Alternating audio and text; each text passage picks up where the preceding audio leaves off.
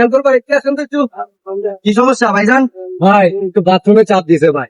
বাথরুমে চাপ দিছে, এনে তো এখন আপনি ইচ্ছা করলে গাড়ি থামানো দেবো না, নামতে পারবেন না, কারণ এটা গেট লক বাদ তো চাপ দিতে পারবে দেখেন একটা বাথরুমের ব্যবস্থা করে দেওয়া যায়, কিন্তু কষ্ট মষ্ট করে বসে থাকেন এভাবে দেখেন, ভাই, যখন তাইলে দেখেন এটা কমে যাবে, ঠিক আছে? সামনে কোভিড আছে, ওখানে নামে তারপরে এক জায়গায় মনে করেন যে জায়গা ফিরে নিয়ে নামা দেবো। আপনাকে 100 টাকা বাড়াই দিনি। আরে ভাইজান আপনি বুঝতেছেন না, টাকা বাড়াই দিলে কোনো লাভ হলো না, আমার উস্তাদের জীবন এই লোক বাদ করাইবো না।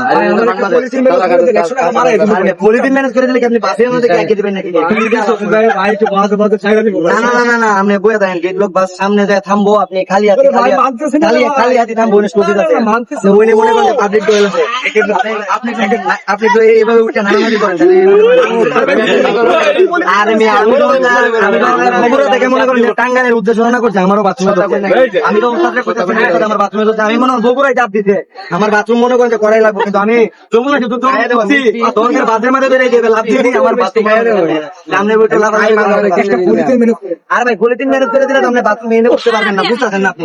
আপনি কি পাবলিক এসে করেছি না না হলে কিন্তু আমি সিটে পড়ে দিলাম, এই যে জানতেছেন কারণ এলবেন ভাই ভাই পলিথিন পলিথিন ভাই পরিমিত লাগে কি রে ভাই সেকেন্ড ভাই পরিমিত সাদা দেখি এই নে বন্ধু লাগে